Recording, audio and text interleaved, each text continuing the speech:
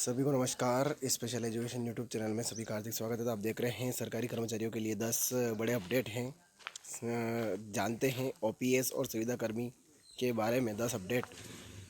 सरकारी कर्मचारियों के लिए हाल ही में कई महत्वपूर्ण बदलाव और अपडेट आए हैं। इनमें नए नियम, पुरानी पेंशन योजना से जुड़े मुद्दे और सुविधा कर्मियों से संबंधित फैसले शामिल हैं। ये बदलाव केंद्र सरकार और विभिन्न राज्य सरकारों द्वारा किए गए हैं। इन अपडेट का उद्देश्य सरकारी कर्मचारियों की कार्य स्थितियों में सुधार लाना है, उनके वेतन और भत्तों में बढ़ोतरी करना और पेंशन जैसे महत्वपूर्ण मुद्दों पर स्पष्टता लाना है। इससे लाखों सरकारी कर्मचारियों को सीधा लाभ होने की उम्मीद है। आइए इन 10 प्रमुख अपडेट के बारे में विस्तार से जानें, जो सरकारी कर्मचारियों के लिए बेहद महत्वपूर्ण है। सरकारी कर्मचारियों के लिए 10 प्रमुख अपडेट। नंबर 1 है ओपीएस की मांग पर विरोध प्रदर्शन। पुरानी पेंशन योजना यानी ओपीएस की मांग को लेकर सरकारी कर्मचारी एक बार फिर विरोध प्रदर्शन करने जा रहे हैं। 26 सितंबर को देश भर में नई पेंशन योजना और यूनिफाइड पेंशन स्कीम के खिलाफ प्रदर्शन किए जाएंगे। उत्तर प्रदेश में कर्मचारी संगठनों ने कहा है कि यूपीएस के विरोध में प्रदेश के शिक्षक और कर्मचारी हर जिला मुख्यालय पर प्रदर्शन करेंगे। नंबर 2 पे हैं पेंशन भुगतान में सुधार। 1 जनवरी 2025 से पेंशन धारकों को किसी भी बैंक की किसी भी शाखा से पेंशन मिल सकेगी। इससे पेंशन भुगतान की प्रक्रिया आसान हो जाएगी। केंद्रीय मंत्री डॉक्टर मनसुख मांडविया ने इस फैसले की घोषणा की है। नंबर 3 पे संविदा कर्मियों का नियमितीकरण। उत्तराखंड में लगभग 15,000 संविदा कर्मियों को जल्द ही नियमित किया जाएगा। इससे इन कर्मचारियों को स्थायी नौकरी का लाभ मिलेगा। नंबर 4 है आरएसएस कार्यक्रमों में भाग लेने की अनुमति। उत्तराखंड सरकार ने राज्य सरकार के कर्मचारियों को राष्ट्रीय स्वयंसेवक संघ के कार्यक्रम में भाग लेने की अनुमति दे दी है। इस संबंध में आदेश जारी किया गया है। अस्थायी कर्मचारियों के लिए राहत।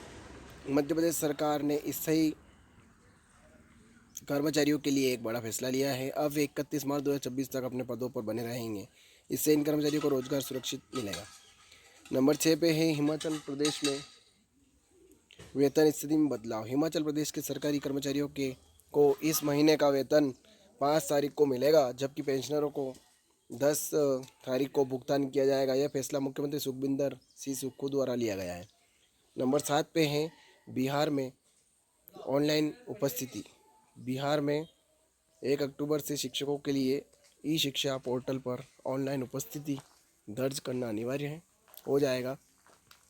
स्कूल प्रमुख के मोबाइल से भी शिक्षक उपस्थिति दर्ज कर सकेंगे। नंबर 8 पे है केंद्रीय कर्मचारियों के लिए बीमा योजना।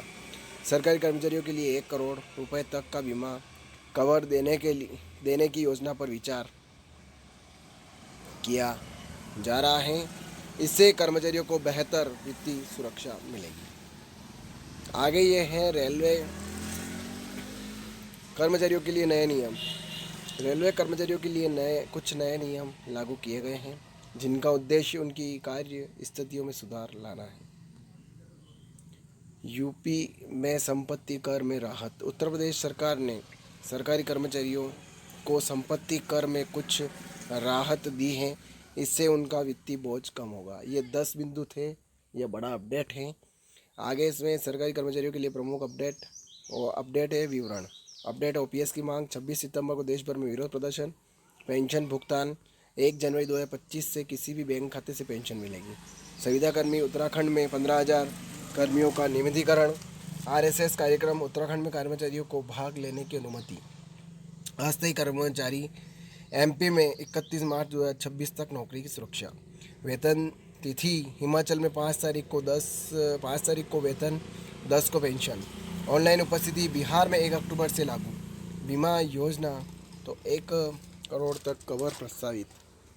आगे इसमें ये कहा है ओपीएस की मांग और विरोध प्रदर्शन। पुरानी पेंशन योजना ओपीएस की मांग लंबे समय से सरकारी कर्मचारियों के लिए एक बड़ा मुद्दा रही है। नई पेंशन योजना यानी एनपीएस के लागू होने के बाद से कर्मचारी ओपीएस की वापसी की मांग कर रहे हैं। इस मुद्दे पर 26 सितंबर को देश भर में विरोध प्रदर्शन होने वाला है। उत्तर प्रदेश में कर्मचारी संगठनों ने हर जिला मुख्यालय पर प्रदर्शन की घोषणा की है। एनपीएस और यूपीएस दोनों के खिलाफ प्रदर्शन किए जाएंगे। कर्मचारियों का कहना है कि ओपीएस उनके लिए ज़्यादा फ़ायदेमंद है। आगे इसमें यह है कि कई राज्य सरकारों ने ओपीएस लागू करने की घोषणा की है, लेकिन केंद्र सरकार अभी तक तैयार नहीं है। पेंशन भुगतान में सुधार, तो पेंशन धारकों के लिए एक बड़ी राहत की खबर है। 1 जनवरी 2025 से वे किसी भी बैंक की किसी भी शाखा से अपनी पेंशन प्राप्त कर सकेंगे। इससे पेंशन भुगतान की प्रक्रिया काफ़ी आसान हो जाएगी। केंद्रीय मंत्री डॉक्टर मनसुख मांडविया ने इस फैसले की घोषणा की है। इससे पेंशन धारकों को अपने बैंक या शाखा बदलने की ज़रूरत नहीं पड़ेगी। किसी भी बैंक से पेंशन निकालने की सुविधा मिलेगी। यह सुविधा देश भर के सभी पेंशन धारकों के लिए उपलब्ध होगी। संविदा कर्मियों का नियमितीकरण, उत्तराखंड सरकार ने संविदा कर्मियों के नियमितीकरण का बड़ा फैसला लिया है। इससे लगभग 15,000 कर्मचारियों को फ़ायदा होगा। तो फ़ायदा किस प्रकार से होगा, इसमें देख लेते हैं। नियमितीकरण से संविदा कर्मियों को स्थायी नौकरी मिलेगी, वेतन और अन्य लाभों में बढ़ोतरी होगी, नौकरी की सुरक्षा बढ़ेगी, पेंशन जैसे लाभ भी मिलेंगे। आरएसएस कार्यक्रमों में भाग लेने की अनुमति। उत्तराखंड सरकार ने एक अहम फैसला लेते हुए राज्य सरकार के कर्मचारियों को राष्ट्रीय स्वयंसेवक संघ आरएसएस के कार्यक्रम में भाग लेने की अनुमति दे दी है। इस संबंध में सरकारी आदेश जारी किया गया है। कर्मचारी अब आरएसएस के कार्यक्रम में बिना किसी रोक टोक के शामिल हो सकेंगे। यह फैसला विवादास्पद हो सकता है, क्योंकि कुछ लोग इसे सरकारी कर्मचारियों की राजनीतिक तटस्थता के सिद्धांत के खिलाफ मान सकते हैं। अस्थायी कर्मचारियों के लिए राहत। मध्य प्रदेश सरकार ने अस्थायी कर्मचारियों को बड़ी राहत दी है। अब वे 31 मार्च 2026 तक अपने पदों पर बने रह सकेंगे। यह फैसला मध्य प्रदेश शासन के वित्त विभाग द्वारा लिया गया है। इससे अस्थायी कर्मचारियों को रोजगार सुरक्षा मिलेगी, उन्हें अपनी नौकरी खोने का डर नहीं रहेगा। यह फैसला हजारों अस्थायी कर्मचारियों के लिए राहत लेकर आया है। हिमाचल प्रदेश में वेतन विधि में बदलाव।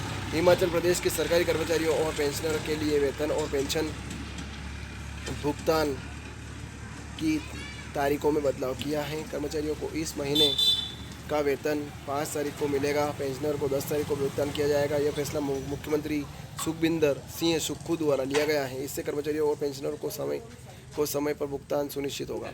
बिहार में ऑनलाइन उपस्थिति का नया नियम। बिहार सरकार ने शिक्षकों के लिए 1 अक्टूबर से ऑनलाइन उपस्थिति दर्ज करना अनिवार्य कर दिया है। इस संबंध में निम्नलिखित बिंदु हैं। 1 अक्टूबर से शिक्षकों को ई शिक्षा पोर्टल पर ऑनलाइन उपस्थिति दर्ज करना होगी।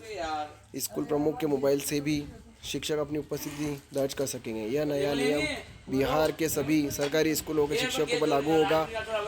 इससे शिक्षकों की उपस्थिति की निगरानी बेहतर तरीके से की जा सकेगी। ऑनलाइन उपस्थिति से अनुपस्थित रहने वाले शिक्षकों पर कार्रवाई की जा सकेगी। इस कदम का उद्देश्य शिक्षकों की नियमित उपस्थिति सुनिश्चित करना और शिक्षा की गुणवत्ता में सुधार करना। यह नया नियम बिहार सरकार द्वारा शिक्षा व्यवस्था में सुधार के लिए उठाया गया एक महत्वपूर्ण कदम है। इससे शिक्षकों की जवाबदारी बढ़ेगी और स्कूलों में पढ़ाई की स्थिति में भी सुधार होगा। तो ये खबर थी। ज़्यादा से ज़्यादा शेयर करें, लाइक करें, कमेंट करें आपको खबर कैसी लगी। और इस प्रकार से 10 बिंदु पर अपडेट था, पूरा विवरण किया गया है। ज़्यादा से ज़्यादा शेयर करें, लाइक करें, कमेंट करें आपको खबर कैसी लगी। और आप मेरे चैनल पर नए हैं तो चैनल को सब्सक्राइब जरूर करें, बेल आइकन को प्रेस करें ताकि आने वाली वीडियो की नोटिफिकेशन आपको जल्द पहुंच जाए। जय हिंद, जय भारत।